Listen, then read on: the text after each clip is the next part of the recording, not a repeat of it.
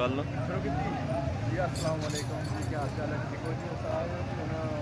Petrol किन्ने मारे हम पेट्रोल लब्भा बड़ी थोड़ा मोटरसाइकिल है जी, उधर पीछे मारो जी, उधर एक बार कैमरा वो लेन लगी है, होता है पीछे मोटरसाइकिल थोड़ा खलते हैं। मोटरसाइकिल समझी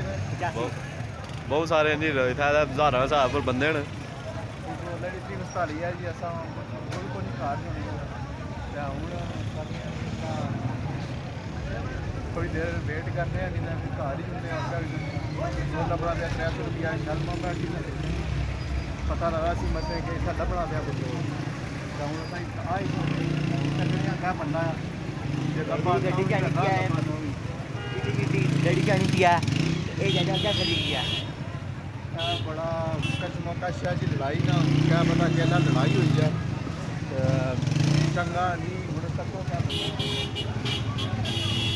साइकिल साढ़ा जी मारो जी इधरों सारे मोटरसाइकिल चलते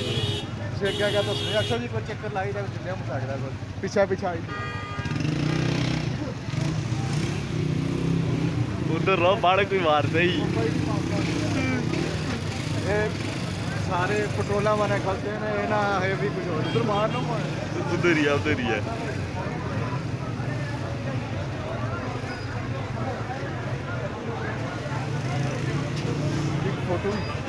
फोटो कटी कि नहीं हो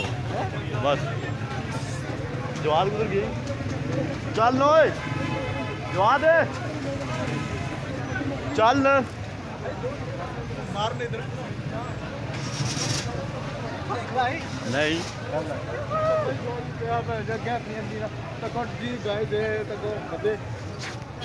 तो मैं उठा लिया ये मेरे नाम ऊपर है ये बड़ा बड़ा नाम है जुलो